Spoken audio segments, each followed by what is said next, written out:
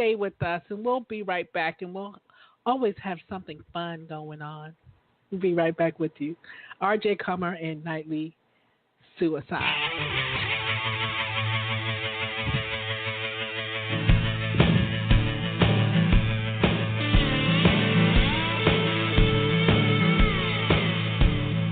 Sitting here counting drinks with my fingers,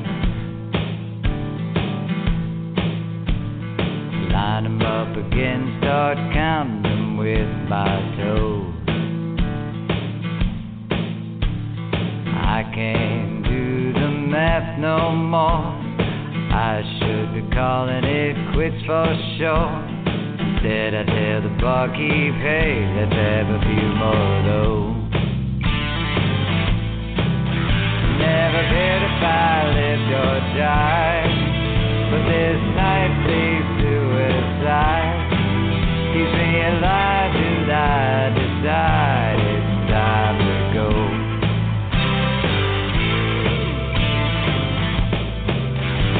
The shadows on the wall, they all are dancing, but the people all around me sitting still. The shadows, they all turn on me like I see what I ain't supposed to see. But they keep drinking, I say you bet I will. Never cared if I lived or died, but this nightly suicide keeps me alive till I decide it's time to go.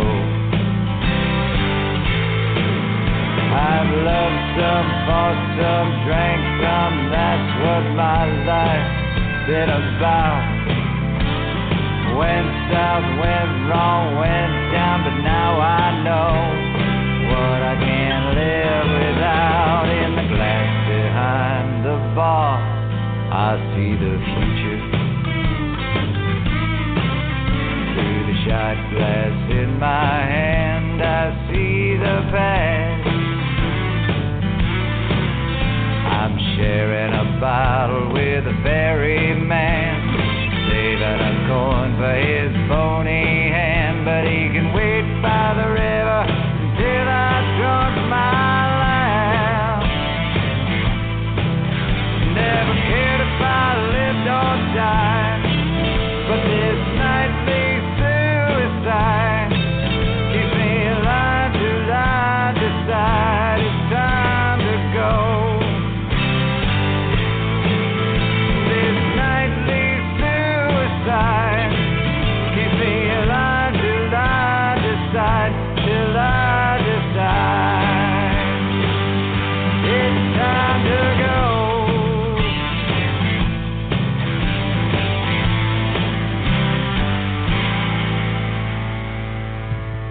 All right, welcome back to the Lina Jones, Lina and Brian, Comedian Brian T Shirley Hour. We are here with our special guest, and I'm so honored to have a 16 Emmy-nominated guest on my show. I'm just stoked. Maria Olson. Okay. Brian, are you there? Oh, of course. I'm always here. Okay. Ladies and gentlemen, I want to welcome you, the lady that we covered about 10 minutes of the first part of the show on, Maria Olson. How are you doing, Maria? I'm doing well, just trying to cope with the heat in Los Angeles as usual. Yes, that's right. You're out there. Yeah, you don't everywhere. have the humidity, though. You don't have the humidity everywhere. the heat is everywhere. It is just everywhere. Yeah. So I have to tell you, you sound so nice and friendly. Actually, you know, a lot of the horror people are nice and friendly. I mean, if we were our on-screen personas all the time, we would be behind bars, wouldn't we? Yes, it would be scary. Yeah. I gotta tell you, Diamonds, before we came on, I told her I wasn't gonna mess with her because, you know, she might have some power sent across to my phone thingy. Oh, Lina, that is such a very good decision. All right. Okay. See, listen to that laugh. See, oh my God. Things are happening. Exorcist. Yeah, I heard Vincent Price was just the most genteel person you could ever meet, and he was an artist as well. So, I guess that is how a lot of horror people are. We have got Mark of the Witch that we covered earlier, which I got to tell you, Maria, holy mackerel, fantastic job in this movie you did, and they don't get to see you really until and I don't want to give a lot away, but until I wouldn't say the end, but let's say the last half, maybe to quarter of the movie. Because you're kind of like a specter throughout the film, Yeah. I don't want to get into it too much, but you tell them as much as you want, and then you got 2 other movies I didn't know about that are about to drop, I guess. Go ahead. Yeah. Mark of the Witch is it's a very different film. If you go into it expecting the usual slasher, pretty girl gets killed on page 5 sort of thing by a guy with a hockey mask and a machete, that's not going to be the film you're going to see. This is a Neo Giallo. It is very beautiful and sensuous and very, very visually oriented with a non-linear storyline, very much, I think, like Black Swan, where a lot of the action is seen through the eyes of the ingenue character, the young girl. But her mind is disintegrating as you go through the story. So what you see is what she sees. So no wonder it's weird and off the wall and just strange. That's I loved that telling movie. Lina. I said, Black Lina, Swan. it's not like Friday the 13th or 13th something. It's got a lot of imagery in it. There's a lot of foreshadowing, whatever you want to call it. You have to think when you watch this film. It is a thinking person's horror story. That's what I think. Yes. Well, I know I loved Black Swan. That Black Swan was deep. Okay, so I know if I like Black Swan, I definitely would like what you're doing. But I have to ask you, because I've never talked to a horror person, because you scared the crap out of me in Paranormal 3. I did? Yes, you did. I didn't watch any more than Paranormal ones after that. You scared me so bad in that movie. Wow, outstanding. Now, in order to do that, because I consider myself a spiritual person. Now, what does it? I'm trying to figure out the right words to say it. How can you keep hold of self, and pull out this sinister side where, you're dealing with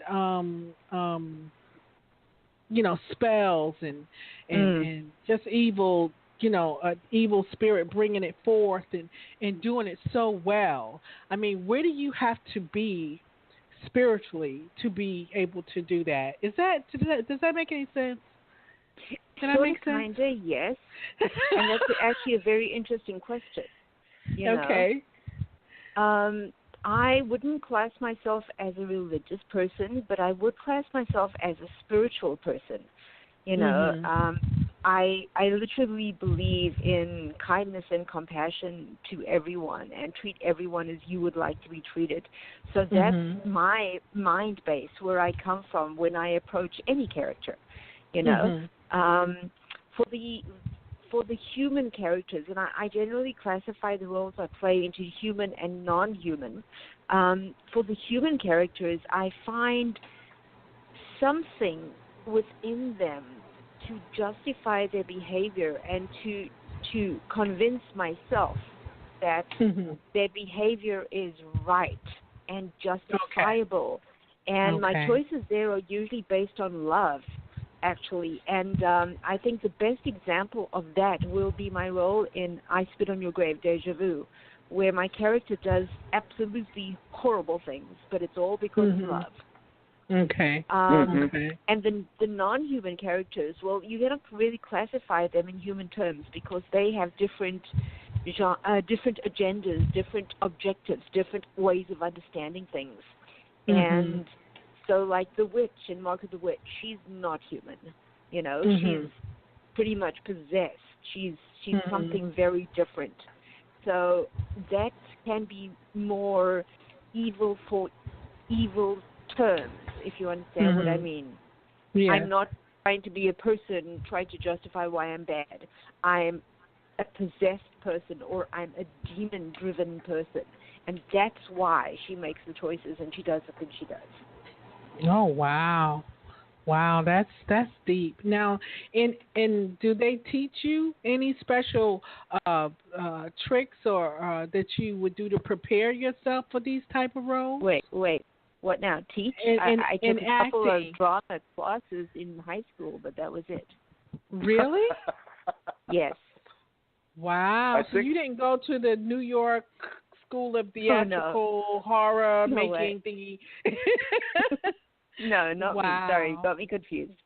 Wow, that's deep. You know, I gotta tell you something. And this is more to Lina than it is, I guess, to Maria. But I've found, and I'm not the huge, actor or actress that Maria is, but in my limited, way, it's more of becoming for me. Like I did a table read. I was Zeus. I look at the lines. Here's what I feel, as this character. So I become as I'm delivering. I mean, that's just me, though. I mean, I think everybody has their own different method of getting into the characters or whatever. If you're getting deeper, I haven't done anything, Maria, yet to get me deep, except what I do on stage. I have characters that I do in my show. Of course, I write that script. But I just find becoming whatever the script is to me, and then, of course, so you'll have a director tell you you're right or wrong, so you have to adjust. But that's the way that I approach it. So I guess my question, and just to, justify my looking at it, how do you approach it, Maria?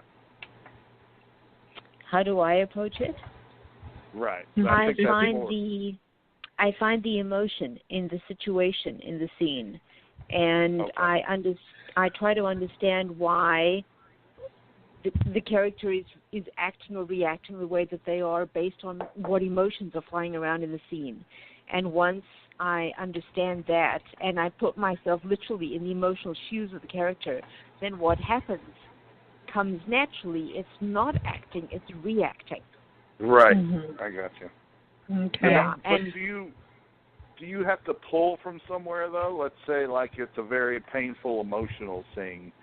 I mean, yes. You've got the script, but let's say if that ain't enough in your head, you pull it from something in your own life, just to add the more realism to it? I don't usually, I have once or twice, but I usually make the character's world so vivid for myself that I can go into that world and pull it out. Or right. I would land on concepts. I'm actually, when I do this, especially the heavy emotional scenes with crying and whatever, I can grasp on concepts.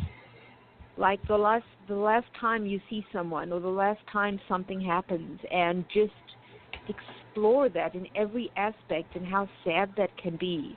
Or songs, and just what emotions or thoughts a certain song would bring to your head. Actually, what I do sometimes for very, very deep roles, I will pick music. I will pick a specific song for a scene or a film, and just have that thing play in my mind the whole time, and I can just slot myself into the emotions. Like for some reason, and this is a strange thing, but my character Becky in I Spit on Your Grave, I found out that she liked Simon and Garfunkel. Okay. Yeah. And I would just do like that one, I'm a rock, I'm an island. An island never cries.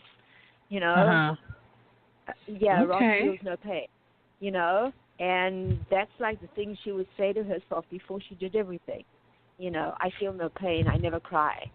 So it's weird how associations like that just happen in my mind, and I can use them. I can just pull them up when I need to and have them right there and feel whatever I need to feel.